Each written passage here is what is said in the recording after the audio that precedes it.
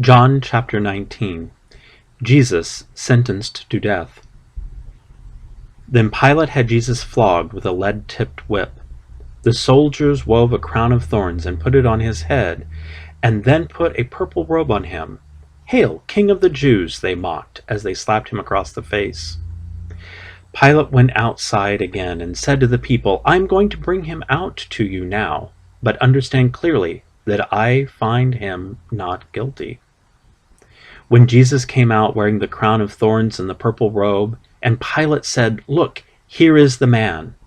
When they saw him, the leading priests and temple guards began shouting, "Crucify him! Crucify him!" "Take him yourselves and crucify him," Pilate said. "I find him not guilty." The Jewish leaders replied, "By our law he ought to die because he called himself the Son of God." When Pilate heard this, he was more frightened than ever. He took Jesus back into the headquarters again and asked him, "Where are you from?" But Jesus gave no answer. "Why don't you talk to me?" Pilate demanded. "Don't you realize that I have the power to release you or crucify you?" Then Jesus said, "You would have no power over me at all unless it were given to you from above. So the one who handed me over to you has the greater sin." Then Pilate tried to release him, but the Jewish leaders shouted, "If you release this man, you are no friend of Caesar's. Anyone who declares himself a king is a rebel against Caesar." When they said this, Pilate brought Jesus out again to them. Then Pilate sat down on the judgment seat on the platform that is called the stone pavement, in Hebrew, Gabbatha. It was now about noon on the day of preparation for the Passover, and Pilate said to the people, "Look, here is your king." "Away with him!" they yelled. "Away with him! Crucify him!" "What? Crucify your king?" Pilate asked. "We have no king but Caesar," the leading priests shouted back. Then Pilate turned Jesus over to them to be crucified. The crucifixion. So they took Jesus away, carrying the cross by himself. He went to the place called Place of the Skull, in Hebrew, Golgotha. There they nailed him to the cross. 2 others were crucified with him, one on either side, with Jesus between them. And Pilate posted a sign on the cross that read, "Jesus of Nazareth, the King of the Jews."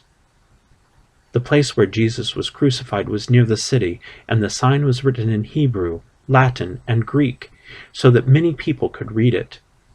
When the leading priests objected and said to Pilate, "Change it from 'the King of the Jews' to 'He said, I am the King of the Jews.'" Pilate replied, "No, what I have written, I have written." When the soldiers had crucified Jesus, they divided his clothes among the 4 of them. They also took his robe, but it was seamless, woven in one piece from top to bottom.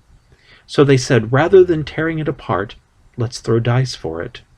This fulfilled the scripture that says, "They divided my garments among themselves and threw dice for my clothing." So that is what they did.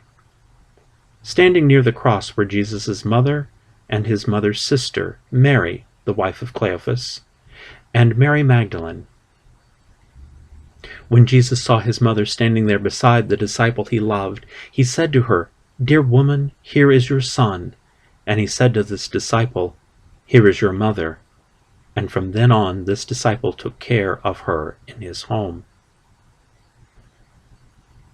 The death of Jesus. Jesus knew that his mission was now finished, and to fulfill the scripture he said, "I am thirsty." A jar of sour wine was sitting there, and they soaked a sponge in it, put it on a hyssop branch, and held it to his lips. When Jesus had tasted it, he said, "It is finished." Then he bowed his head and gave up the spirit.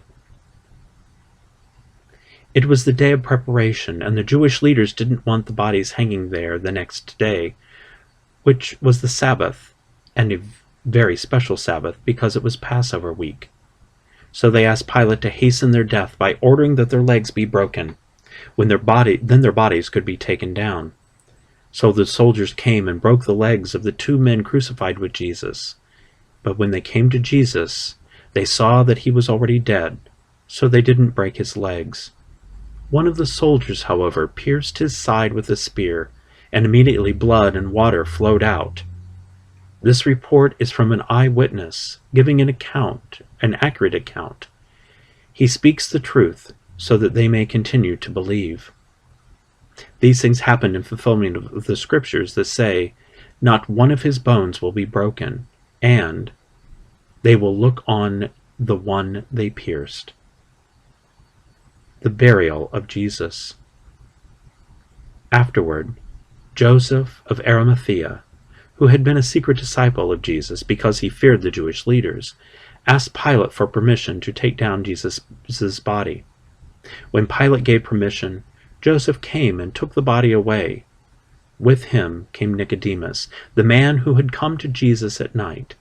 He brought about 75 pounds of perfumed ointments made from myrrh and aloes. Following Jewish burial custom, they wrapped Jesus' body with the spices in long sheets of linen cloth. The place of crucifixion was near a garden where there was a new tomb, never used before. And so, because it was the day of preparation for the Jewish Passover, and since the tomb was close at hand, they laid Jesus there.